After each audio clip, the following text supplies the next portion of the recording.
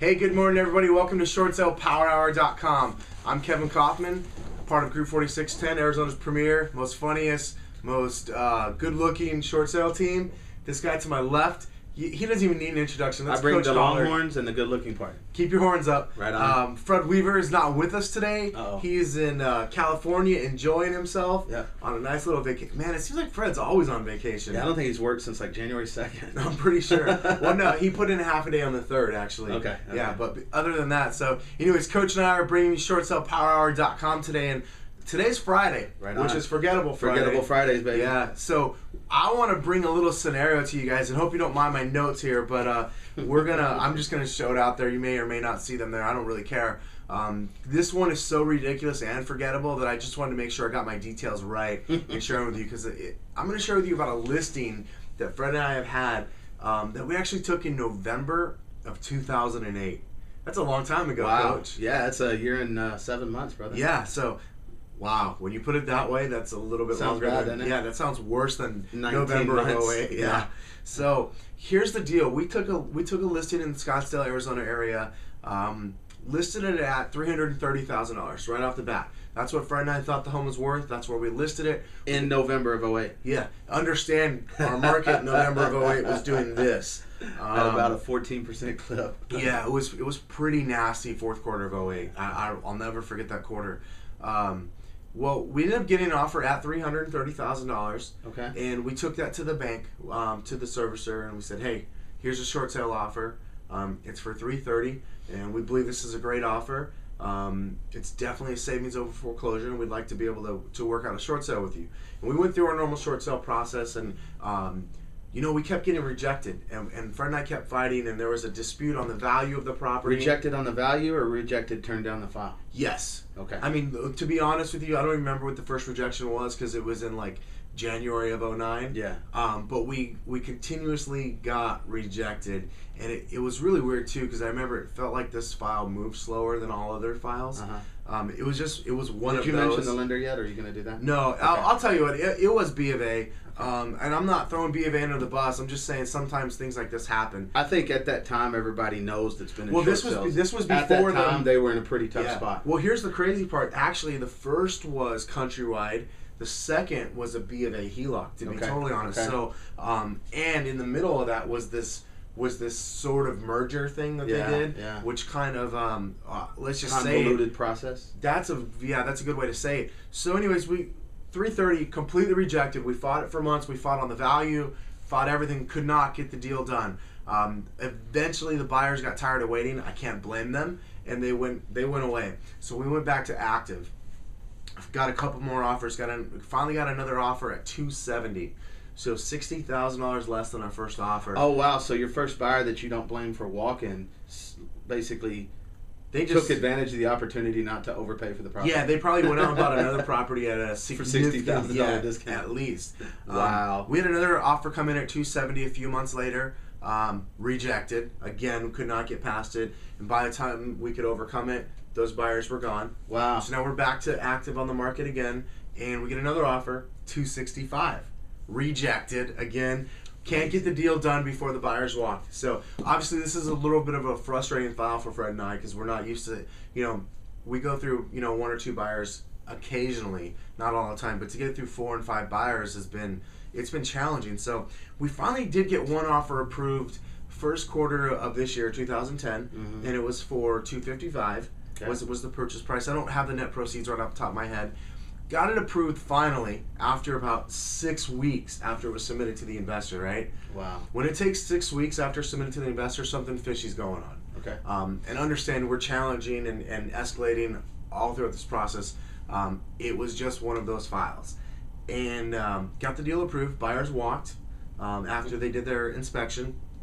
But we had a backup offer for the same price and essentially the same exact net proceeds. Okay. So we gave it back to them, said, hey guys, these guys walked, here's their inspection, they canceled, but I got another buyer waiting in the wings, same price. Net proceeds. Let's go ahead and do this deal. Okay, great. Well, our negotiator can't seem to think that that's just an easily approvable deal. So they said, okay, I've got to rework this file up and resubmit it to the investor. Which takes, what, 4 minutes? Well, 5 for some, Got and it. 3 for others. Right.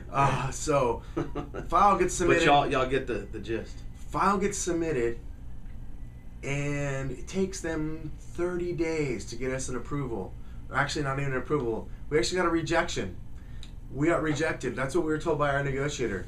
We were rejected for the same thing that was approved before.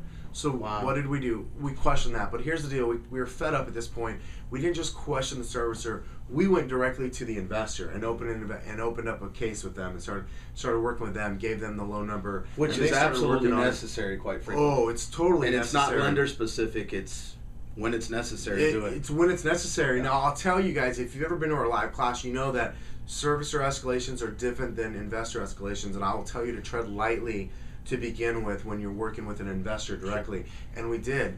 But I'll tell you what, here's what was really funny. The rep at the servicer kept telling us, no, this is rejected, done deal. Well, when we go to the investor, we bring this to their attention, all of a sudden we get, hey, let me take a look into this, I'll investigate it.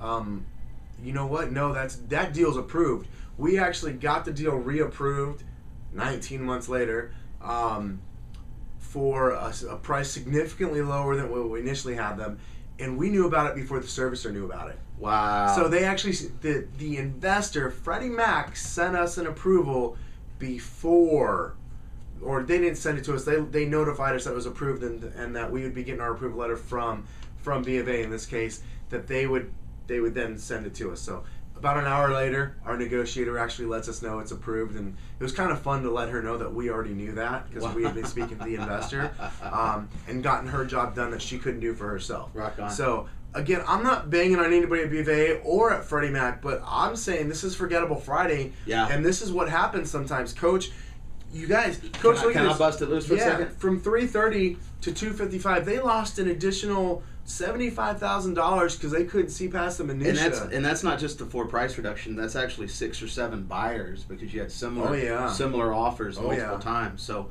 here's what it comes down to. There's a concept we talk about sometimes that, wow, I'm amazed, but I'm not surprised. Yes. And the amazement but not surprised function happens within banks on a regular basis. Oh, yeah. And it's not bank specific. It's part of the what I would call the messed up process of banking in general. Red tape, bureaucratic processes, and even though I love the people we work with when we interact with them on the phone, they're sometimes too committed to keeping their paycheck rather than being a leader in the community.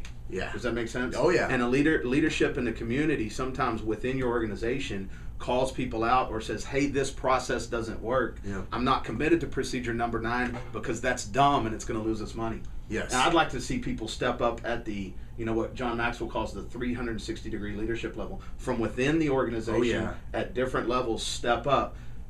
Again, we're amazed by it, but it never surprises us that over a 19-month period, a lender can take 330 and miss it and reject it.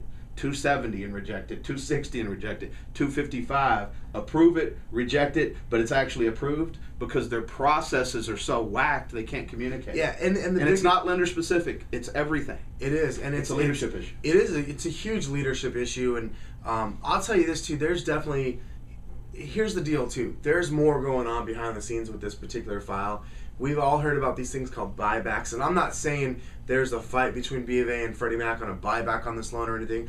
I'm just saying there's also a lot. There's a political move. There's a political move in there, and there's always more to the story. As we would say, Coach, nothing is ever as it seems. 2 Corinthians 4:18. Yeah, it's never as it seems. So you've got to be able to not only be willing to go to the mat for your client and push it for 19 months in a row, and absolutely fight tooth and nail to get the deal done, but you've got to also understand there's usually there's a lot of times something going on there that you're not even aware of. Yeah. In fact, there's stuff that the negotiators aren't even aware of within the banks, and you've got to be able to overcome all of that. Like I said, like I say in class, your system has to be good enough to overcome the ineptness of the other side of the transaction. Right. And it's not individual specific; it's process issues. There you go. Right. Yep. We probably should shut this thing down. Probably have no idea where we're at. I feel like it's like 32 minutes. So. Probably. You ready to wrap it up? Right on. Forgettable Fridays, guys. Hope y'all enjoyed it. We're not banging on any lenders, but we're talking about leadership and how processes are messed up. Big time. Amazing, but not surprising. Not surprising at all. Right on. All right. 1, 2, 3. Short sale power hour. Short sale power hour.